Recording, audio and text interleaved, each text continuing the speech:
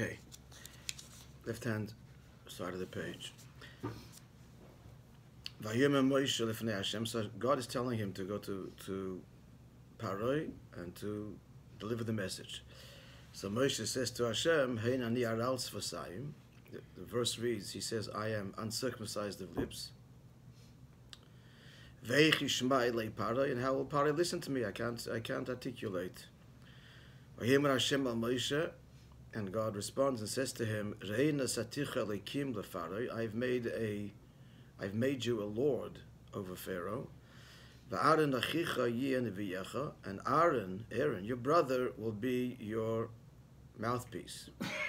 Neviyecha actually means prophet, but the root of the word is neviv svasayim, which means to move the lips. A prophet communicates, so he'll be your communicator. In other words, Ata tedaber, you shall speak es kol asher atzaveka, all that I command you. V'Aaron achicha yedaber el Paroi, and Aaron, your brother, will speak to Pharaoh, and the end will be v'shilach es bnei Yisrael me'artzei, he will send the children of Israel from his land. Commentary: Psukim elu dorishim bio. This entire dialogue needs to be understood. Why?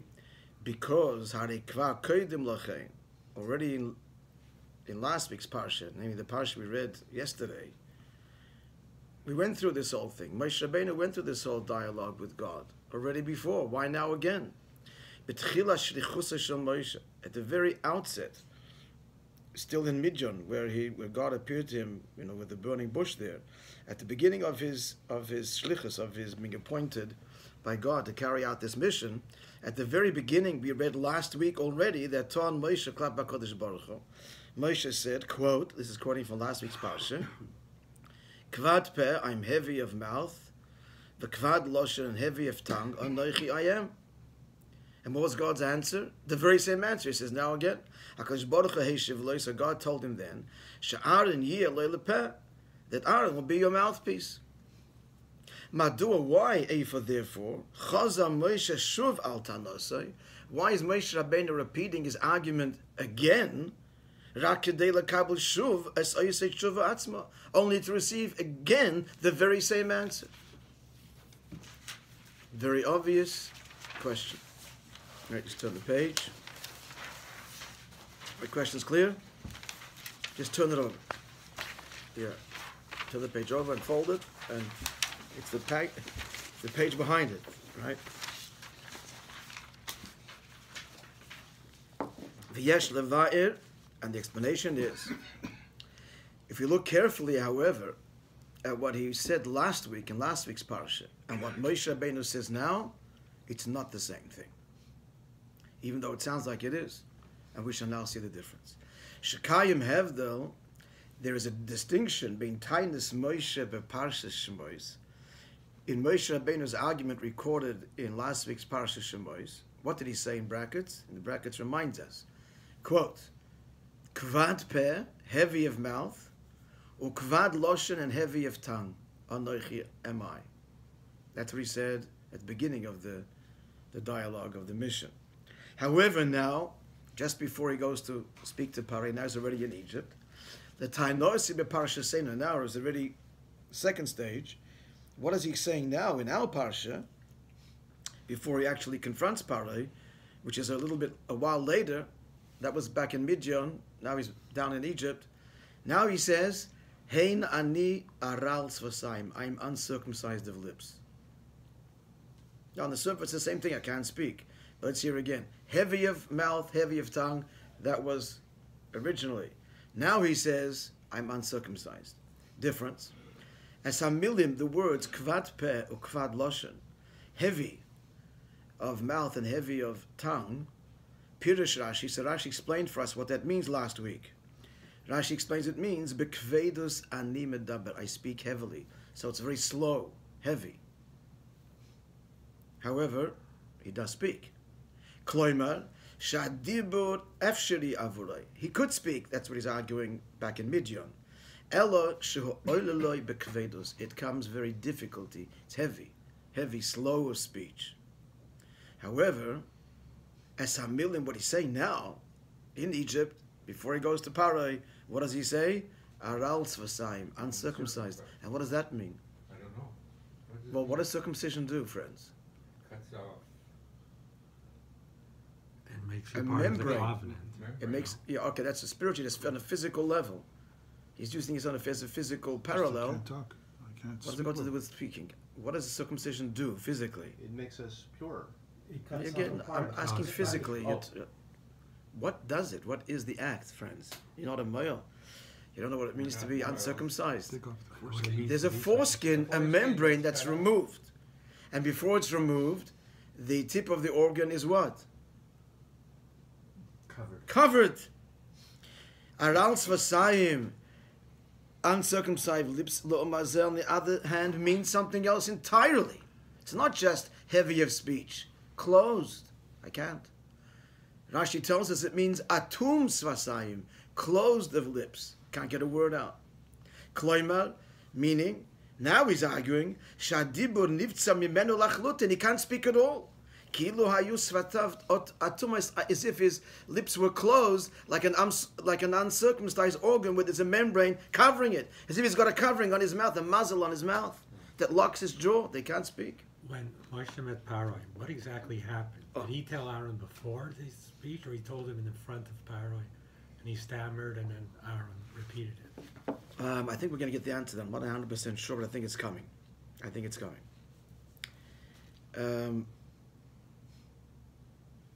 We'll see. We'll see on that.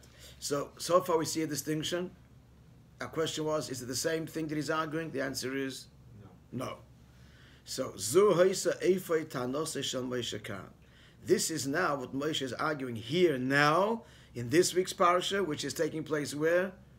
In Egypt, later, as opposed to last week. Betchil, at the outset, Hayasover, he thought, She'ena ela kvad peh u kvad losha.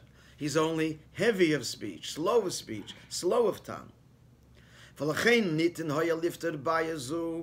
therefore, that problem could be resolved. You have Aaron with him. Sheyarich will elaborate, v'yatim and explain, as advarim the words, Shemoshe ya'omar bekitzo, that Moshe will say briefly. So he got his answer then. It was satisfactory then. Aval ata, I think we're missing a chair. I'm sorry. No, we have. That's not a good one. Okay. Aval ata, but now, kesheba lidei akara. Now that he recognizes, no, sharal svatayim, I'm uncircumcised of lips, ve'enu mesugala daber klal, and he can't speak at all. Mata elis yesh balichato el pare. Why should I even go? Aaron should go. I'm useless. Al kain analo hakadosh baruch hu. Therefore, God said to him, "Don't worry. Ata tedaber, you will speak, because I will help you. Et kol asher atzaveka, all that I command you. Omnam al pi derech hateva, true. Naturally, hincha aral svatayim. Naturally, you can't speak. Vein cha yachol ledaber, you're uncircumcised of lips. Avlanim avtichacha, God is saying, I will assure you, shetinoti lecha yecholes, you will have the ability lemaleh et shlichutcha, to carry out your mission, ledaber, and to speak b'fnei paroi, in the presence of Paroi. So far so good, except we're left with two questions. Two obvious questions. Number one, Why did it change? What happened? Change in severity. yeah, if he didn't know before. Being able to speak, but not That's even right. being able What happened? And secondly, second problem, why do you need, now that he can't speak at all, he still doesn't have to be there. Why choose Only both of them Aaron. together? Yeah, only Aaron. All the headaches. That's right. I mean, why have only Aaron? Yeah. Since, what do you need a miracle to make Moshe speak, and then Aaron will explain. Since now we find out he can't speak at all, so then for sure Aaron should go alone. But shouldn't you argue that God wanted to make clear that Moshe was the leader? Oh, that's going to be some part of the answer. He's got to be present. Yeah, we'll see. Yeah. Isn't a basic question, why didn't God, with all the miracles he did, just say, okay, now you can speak? That's what I was going to say, because With all the miracles, he was able to speak later.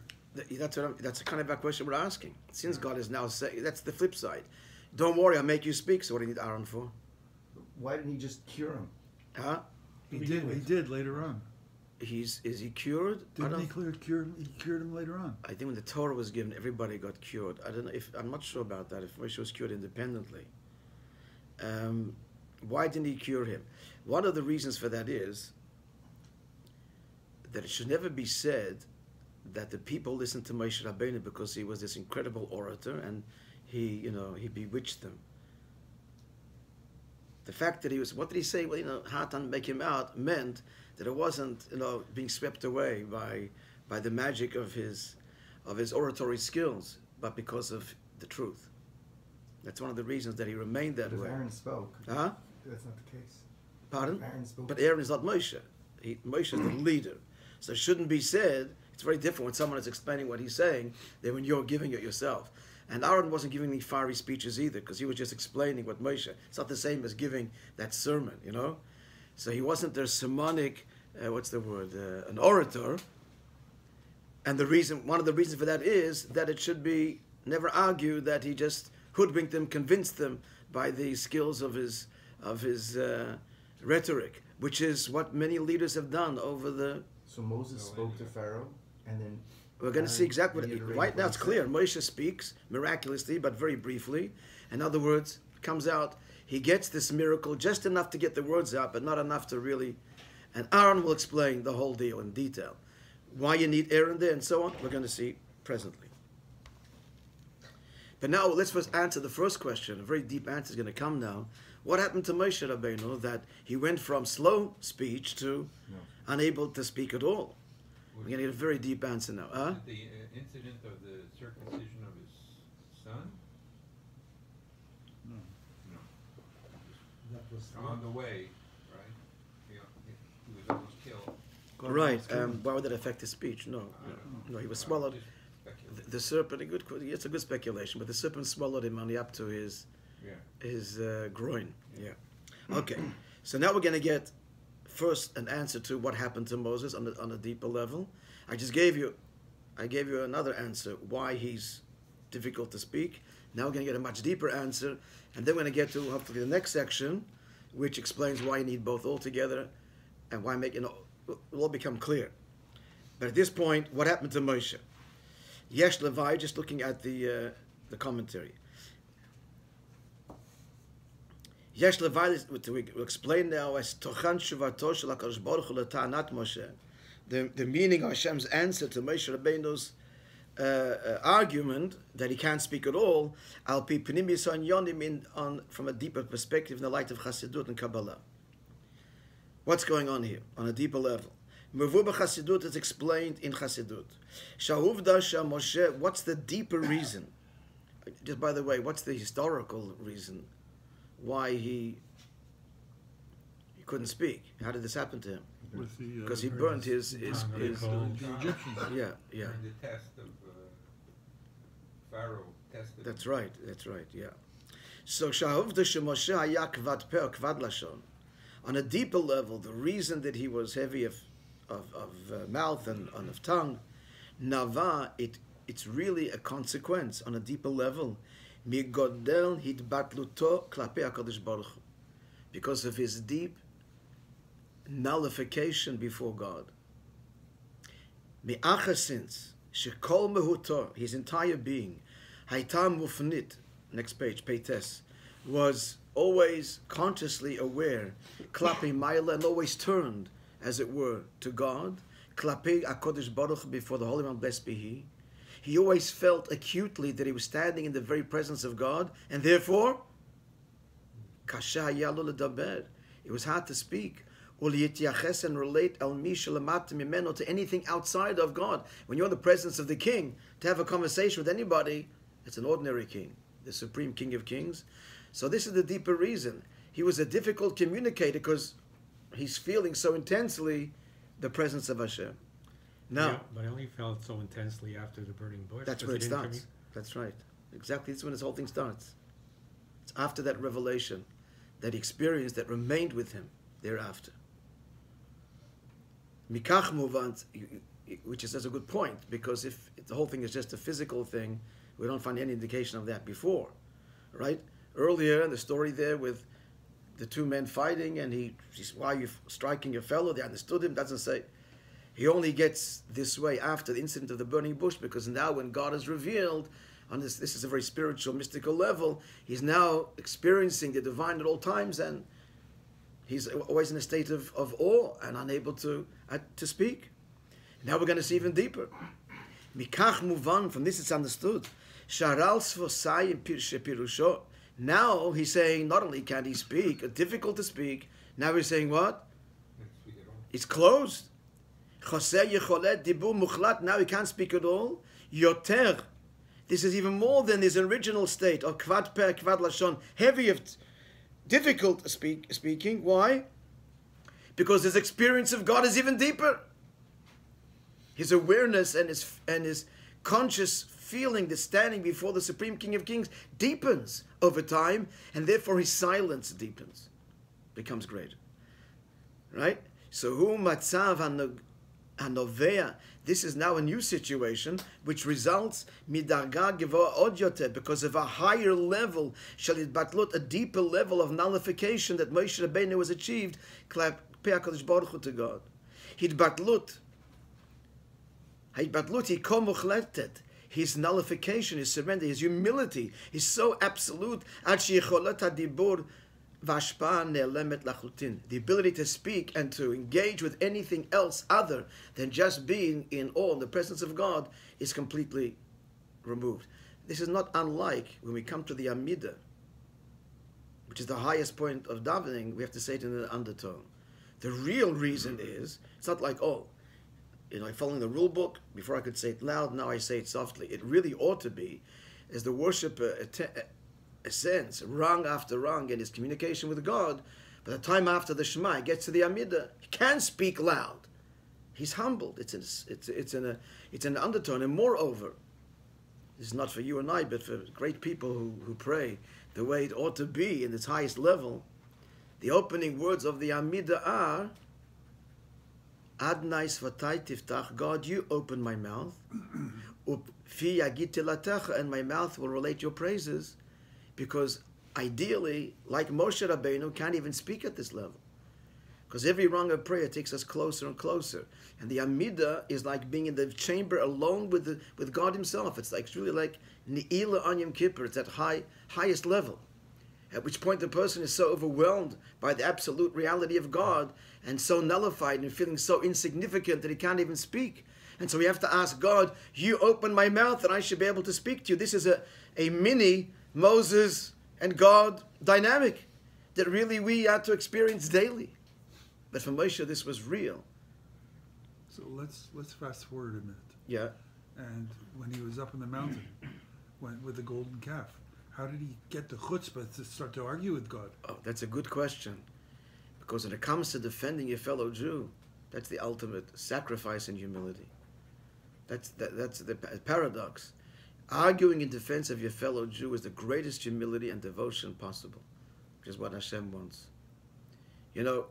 Like as a parent of children. So I could argue with him? If you're arguing on behalf of somebody else, not only for yourself. If you're arguing for yourself, it's the height of arrogance. If you're arguing for somebody else, it's the height of humility and sacrifice. That way Abraham and he didn't destroy what? Cities when Abraham. And likewise Abraham. And when Moshe argues, his argument is not just, how can you do this? It's not fair. He says he takes it upon himself. Wipe me out, destroy me. That's the kind of argument, not just lip service, but he's putting his life on the line. That's the ultimate humility. Okay, now we're going to understand on a deeper level why Moshe has to be there, not only Aaron.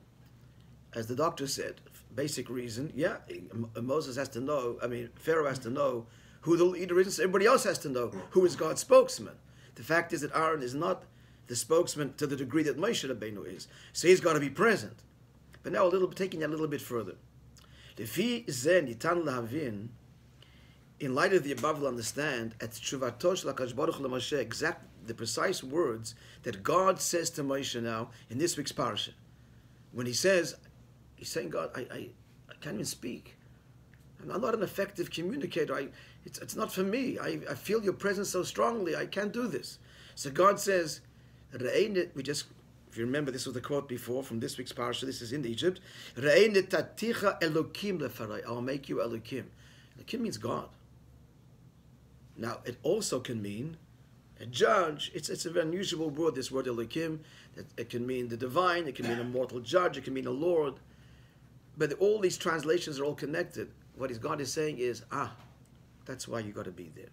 Because of your complete humility, you will express my presence in the purest way. You will be the oracle or the vehicle for the divine, precisely because you can't speak. So Aaron will give the message, what's he saying? But your presence there will just bring my presence. And that's most critical. Let's see inside. Pari haya bata et b'si kochov atzmuto. At this point, Pari was at the height of his power. V'shum kar ba'olam. And he was Egypt was the superpower of the day. Pari was a self-declared deity, a god, and he ruled with an iron fist. He was worshipped. He was at the height of his career, if you like. Right. His reign. So and he was nobody could match him. Milvada Kodesh Baruch Hu Atzmai, only God alone. He thought he was God. Lo yachol hayala litgaber alav, and nothing could overpower him. And in the brackets is a very powerful statement, friends. K'maymer Azalat, our sages say, and this is a pretty sobering thought. Imra'ita rasha, if you see a wicked person, sha'asha'am misacheket lo, that the time is smiling to him. In other words, he's riding high. Don't start up. Al tidgareb bo, don't start up with him. So Pari is at the height, like nobody but God Himself can bring him down. So Gam Moshe Rabbeinu, even Moshe Rabbeinu, was unable ad l'shlav zeh, till this point, litgaber al kocho atzum shapari, to match the intense evil force of Pharaoh. What's the only force that can match him? God Himself. And Moshe Rabbeinu now reaching the stage of complete transparency and humility. You're the vehicle by which I will bring Pharaoh down.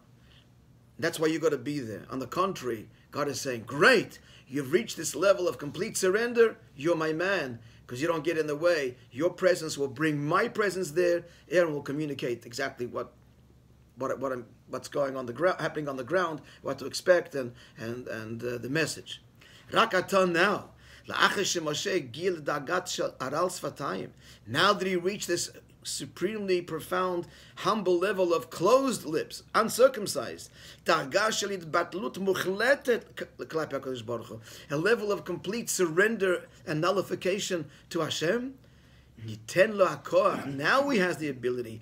Liot Elokim leFaro. You should be a Lord, also implying Elokim, divine. You shall convey my divinity, my presence. Klomar, meaning to say, Nitnu bokochot Elokim, I will grant you divine power. Which will overcome the incredible force of Pharaoh, and you are now a worthy vessel because of your surrender, because of your complete humility. Continuing. Now, this continues down the next page, the final page, even with greater detail and clarity. So what did God tell him now? We're revisiting the verses. You should speak everything I command you. And Aaron, your brother, will speak to Pharaoh. And he will send the Jewish people away. Now look at Rashi's commentary. So Moshe never spoke to Pharaoh. He did? No, he spoke to Aaron, it says here. No. In the presence of Pharaoh, he says the words. It's not the way it sounds. It's both. In the presence of Pharaoh, you'll say these words, and then Aaron will reiterate and explain it and elaborate. Let's see in Rashi. Rashi makes it clear. Atat daber, you will speak. Pam achat, one time, once. Kol shlichut v'shlichut. Every time you're sent, you will say it once. Kefi sheshamata mipi, as you heard it from me, says God. V'aron achicha yamlitzeno, and Aaron, your brother, yamlitzeno, means he will elaborate. V'yatemeno, and explain it. Baznei paro, to Pharaoh's ears. Now, that's Rashi's commentary. If we look at Rashi's commentary, it's rather puzzling. What are the questions? 3 questions on Rashi's commentary, the way he explains the verse. Number 1, L'shonosha Rashi kan doreshet hesber. Rashi's language here needs explanation. Rashi said, like this. The verse read, Ata tedaber, you shall speak. And Rashi said, Pa'am achat, once. What compelled Rashi to say, Bekach, Shemoshe yomeret dvarim pa'am achat bilvad v'lo yoter, that he should only say it once and not twice? And what's wrong if he says it again? Why is Rashi emphasizing only once? Why couldn't he repeat it again? Whatever he's going to say it twice. What's wrong with that? Rashi clearly is saying, no, it's got to be only one time. Why? First problem. Second, Rashi said like this. What are you going to say? Kol shlichut v'shlichut, every mission, kefi sheshamato mipi, that's in italics, as you heard it from me. And our question is, well, of course he heard it from God. Why does Rashi have to say that? Why is Rashi underscoring Zot? This final statement, God is saying, you will say each mission as you heard it from me. Well, of course, you will say each mission. Would it occur to anyone, he will say other things? That he didn't hear from God? Of course he's going to give over what he heard. Why does Rashi have to underscore that God is telling him, say it once as you heard it from me? Both statements are, what's wrong with twice? And of course as you heard from me. And finally, a third question, on Aaron's role. Ma pshar kef lashon. How do we explain the double expression Yam Nitzeno v'Yatimeno? Yam Nitzeno means you speak Hebrew. Yam Militza means what? A nice saying. A nice saying. And Yatimeno means reason. Just say one word's enough. Explain. Why is Rashi giving us two words over here to explain Aaron's role? You could say one word, and Aaron will explain, or Aaron will elaborate. One word would be enough to explain Aaron's role. Why is Rashi giving us these two words? So please repeat the three questions we have now on Rashi. Number one, why is Rashi saying Once. that Moshe Rabbeinu can only say it once, and what time he says it twice? Number two, why does Rashi stress that God told Moshe, Repeat once. Specifically what he said. say it as you heard from me? Of course he's going to say what he heard from God. He's not going to come up with anything else. And thirdly, in explaining Aaron's role, Rashi gives us two words when one word would be sufficient.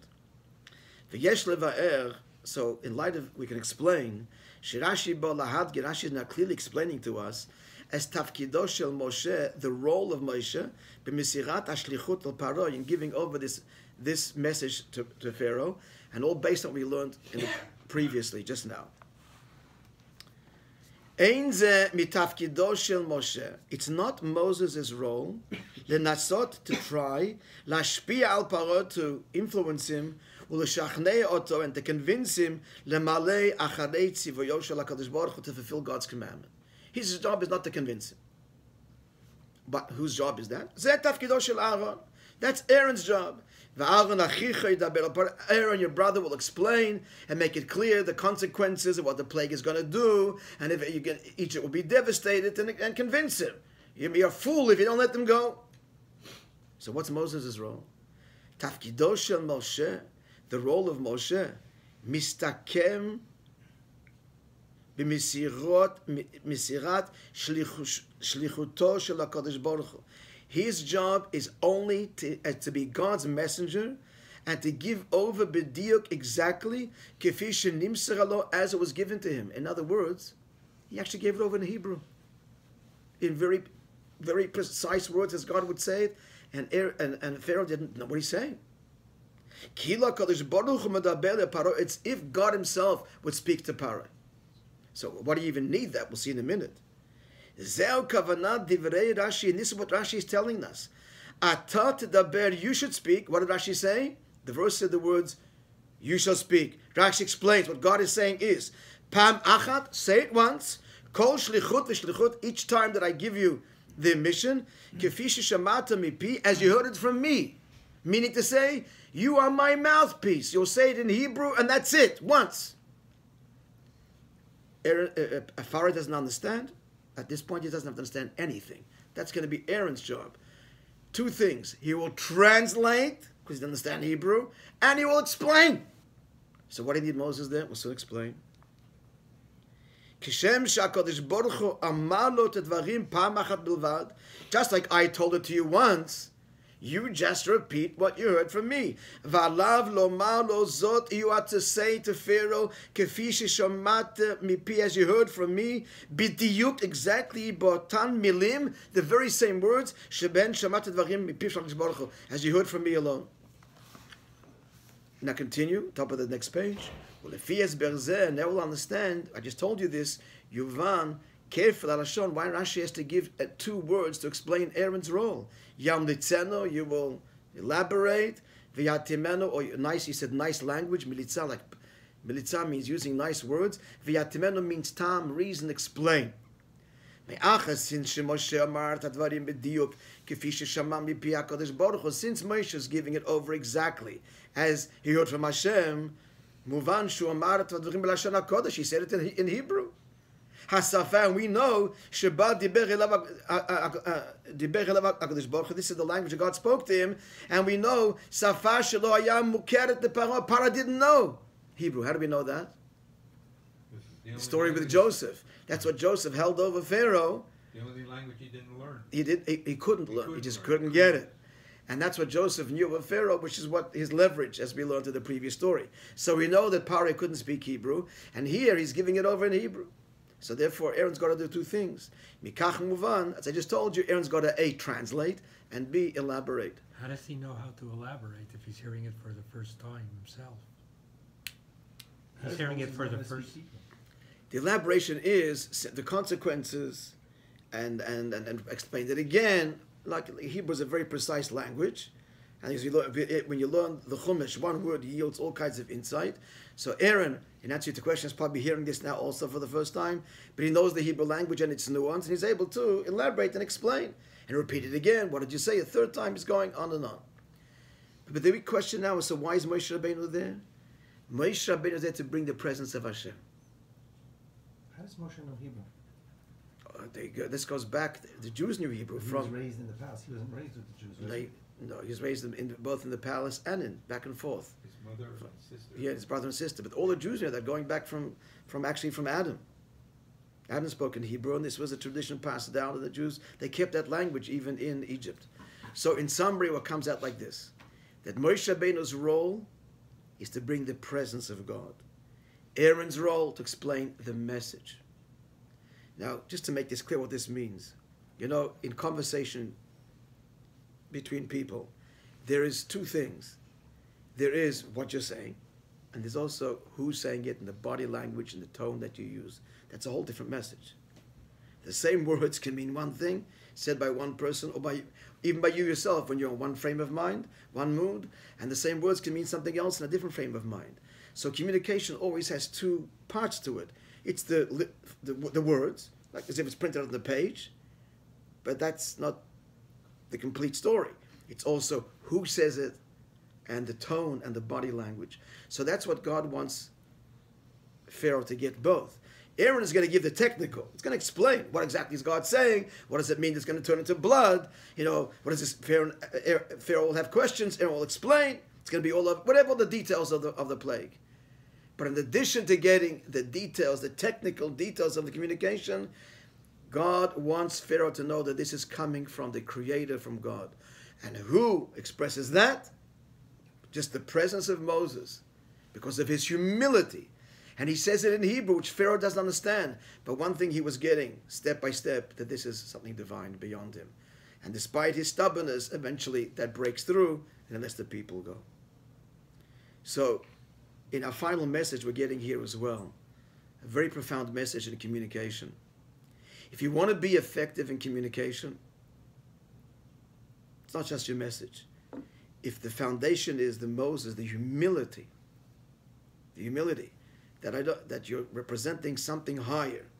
It's not a conflict between me and you. It's even in the business.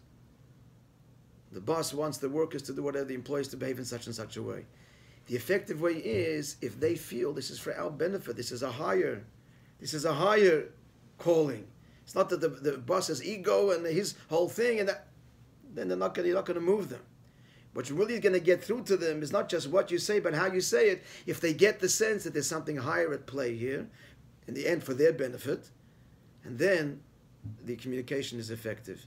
So in simple language, it's what we don't say in the body language and the nuance that speak is even more powerful than the actual words. And if the two can come together in harmony, the words, the message coming from a place of humility, a place of connected to a higher truth, then our communication will be effective in the small things in life and the big things in life as well. We need to be both the Moses and the Aaron. Yes, nice speech, good words, good language. That's only half the story. Who's saying it? Is it your ego trip? Or you mean the truth? Is it coming from a humble place? Then your words. Aaron and Moses, the perfect team, bring about effective communication. Even the most arrogant, resistant Pharaoh, in the end, will surrender. Because he'll see the truth. But this was not to encourage Pharaoh. This was to threaten Pharaoh. Threatening, and to what? If you don't, these are the consequences. But what should you do? Let the people go, do the right thing, which in the end he does. Even though his heart is hardened, that's another story, another consideration in order for... God's job. Yeah. So now we understand.